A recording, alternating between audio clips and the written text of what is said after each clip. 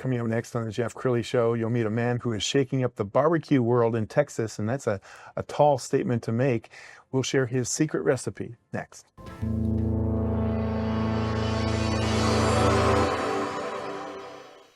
Many are predicting that the worst is yet to come, which is unfortunate, said one person here.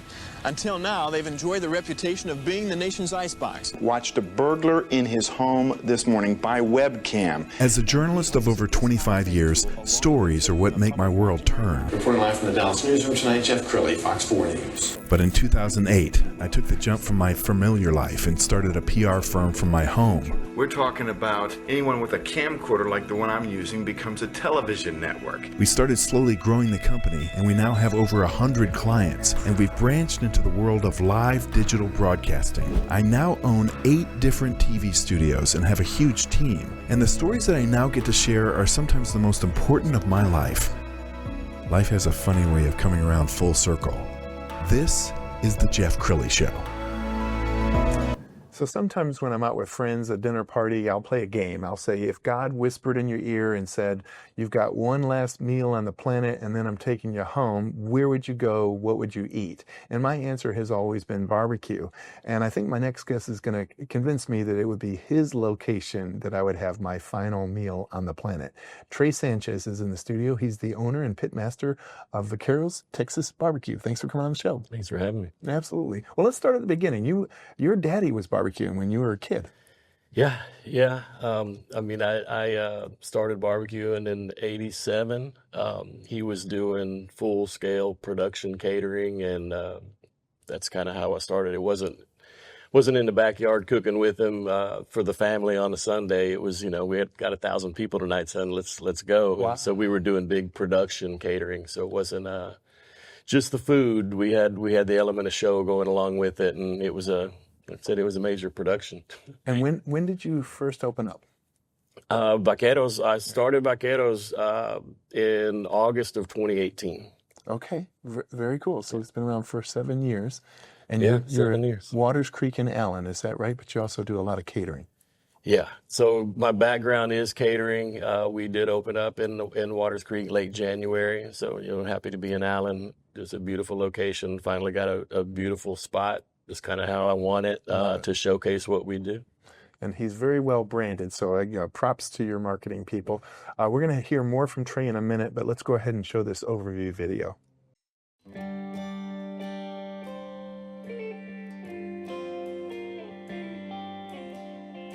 Well, welcome to Vaqueros. I'm Trey Sanchez. I started this in, 2018, but I've been doing this forever. I moved in with my dad at 16, and he was doing full production catering, and kind of just got thrown in the fire. I did that with him probably until about 99, until I left barbecue business as my full-time thing, and but started teaching up until 2018, when just kind of by accident I started this. Started with a pop-up, and it just kind of grew naturally, really. I didn't try to do anything. It just kind of started developing on its own. I grew up my entire life hearing perfect is good enough. The visual presentation of everything, whether it's food or the setup or just any aspect of life, is kind of an important thing to me. And everything to me is a bit of an art form. We used to show up for catering jobs dressed in full 1880s gunfighter attire and do gunfights, and then we'd serve dressed like vaqueros, and that's basically me and my dad with a better looking face on it. The way we like to serve is the meats and everything's front and center. You're coming straight up to the block and you're greeted. That's your first point of contact, is the block man and the meat. There's that certain element of show in that. I was 16, and I would get on the block, and I was real shy, and that really brought me out of my shell as a kid. You did all the hard work and you did everything building up to that, and now it's go time, it's show time, and now you kind of are playing around and having fun with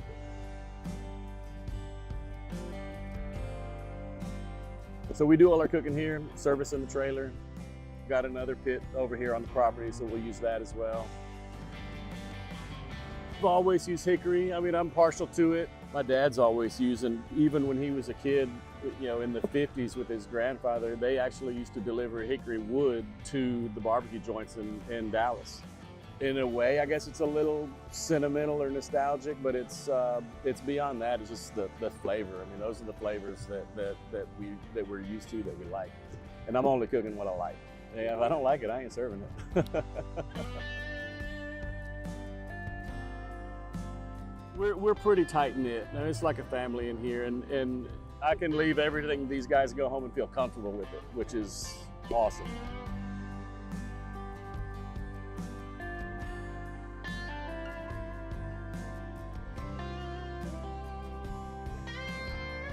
It's a lot of work, it's a lot of patience and attention to detail.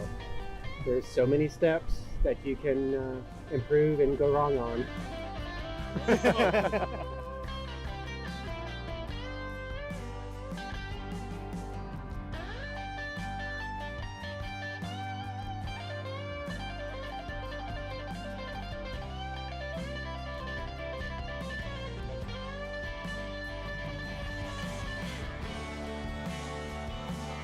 Yeah, we've definitely made a home in Grapevine, and the people have been great. I love it here. The guys here are great. We want to continue to have a presence here, but also want at centralized location that we can branch out from, and that's what we're working towards right now.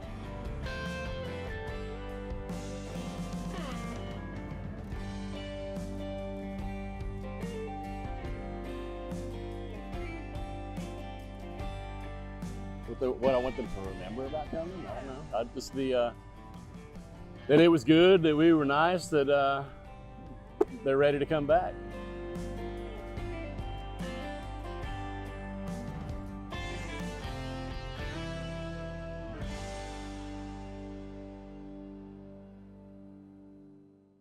I mean, you got a lot from your dad. The hickory, I mean, it makes a big difference, huh?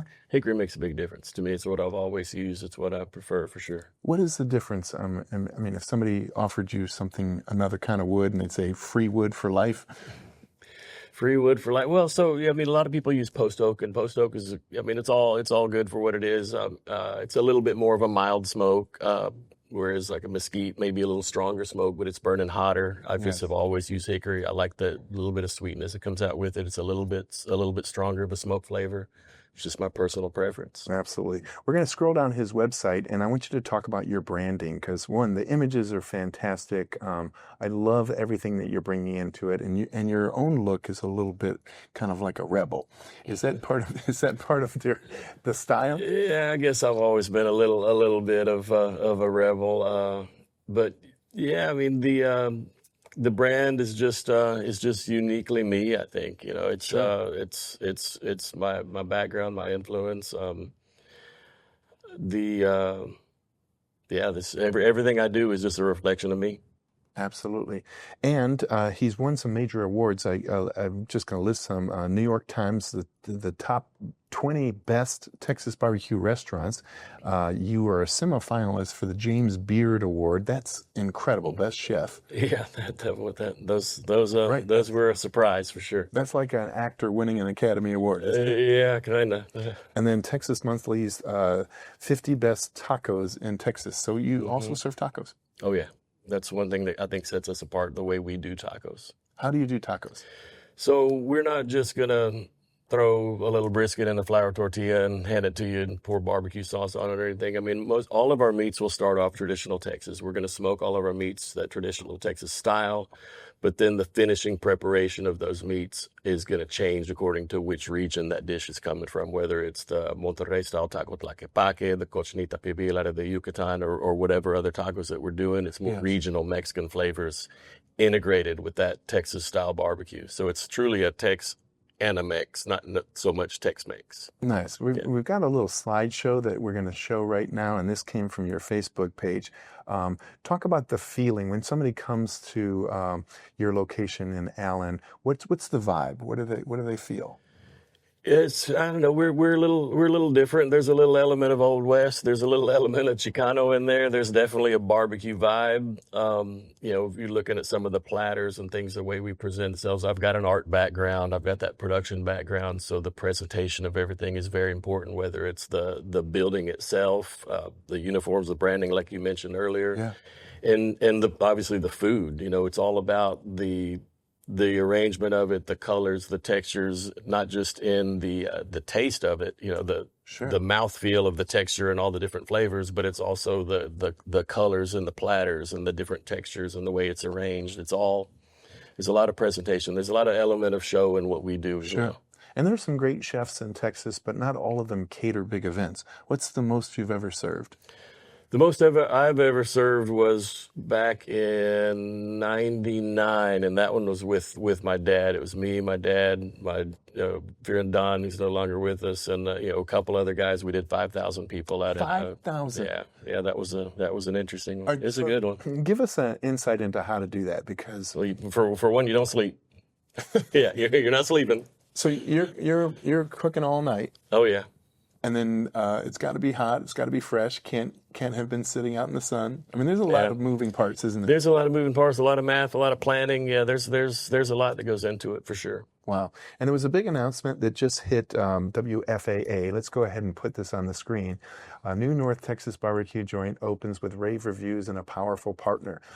So you have some great backing. Tell us about this announcement. I do, and it's such a good relationship, really, because they bring an element to the business that is obviously proven and has been proven over time.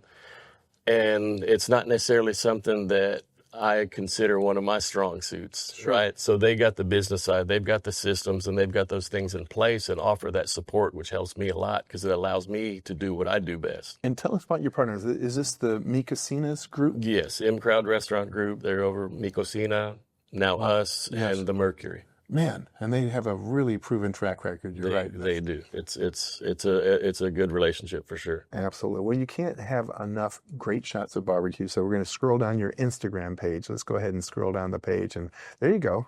Featured in Texas Monthly on the tacos, and so delicious. What do you think your secret sauce is in terms of like your recipe for success? It's really just being true to who I am and what I do. It's a reflection of me. It's the influence that basically my influence and my likes. I cook what I like, and I take the influences that I've had over 38 years of doing barbecue and kind of all wrap it up into it. Wow. Okay. When you go out of state, are you always sampling somebody else's barbecue Always. just to see? Always. Yeah. I love barbecue. I'm gonna eat it everywhere I go. I'm gonna at least try it. Yeah. For sure. Do you like the St. Louis style or the Memphis style, or? I like every style for what it is. I mean, some of the arguments are kind of silly. I mean, this is better than this and this is better than this. Yeah, I'm biased toward Texas. I like Texas. That's who I am. That's what I do. But every style has its specialty and is great for what it is. Okay, sure. Let's give some tips to the guy who wants to just barbecue this summer and not mess it up. So if you got a backyard grill and you're barbecuing ribs, which happens to be my favorite, how do you prepare the ribs? Ribs are simple. I mean, you obviously, if you're smoking them, you're going to control that fire. That's number one. Control your fire. Make sure that's maintained all along, and you're going to be just fine. Ribs are somewhat forgiving, and you can put so much into them. You can do anything with ribs. You can add a variety of sauces. You can do any number of versions. Yeah. And they're kind of fun to play with. I mean, you can get a rack of ribs relatively cheap compared to buying a brisket. Right. You're experimenting with some new sauces or rubs, and you can do that all day with ribs. And then are you letting them sit in the refrigerator overnight to let whatever you put on it marinate, or no? I mean, if you wanted to go there and do some different type of preparation, but to me, honestly, one of the best ribs is just a simple rib. Nope. I mean, we don't go too crazy on those classic meats. I mean, our rubs are pretty simple, and the methods are pretty simple. And when do you add the sauce? Do you add it while you're grilling, or is it sauces on the side that you add? Oh, yeah. We'll put it on the right side or the left side for you. Yeah. There you go. Yeah. All right, we're almost out of time. So, Trey, make a compelling argument to the camera on the left, that's your viewer, on why they need to make the trip to Allen to enjoy Vaqueros. We got a unique space. We're doing something a little different than most. You can get the best of both worlds there. You're going to get classic Texas barbecue, or you can take it that other direction and combine that with some regional Mexican flavors. Have a nice paloma margarita. Just come hang out with us. Wow, you're an amazing interview. Thank you so much. I promise. One of my first stops is coming up to sample this. Keep an eye out for There you. you go. All right, we're going to end with the website, which is vaquerostexasbbq.com. The great Trey Sanchez. Thanks for coming on the show. Thank you. You bet. That's it for now. We'll see you next time.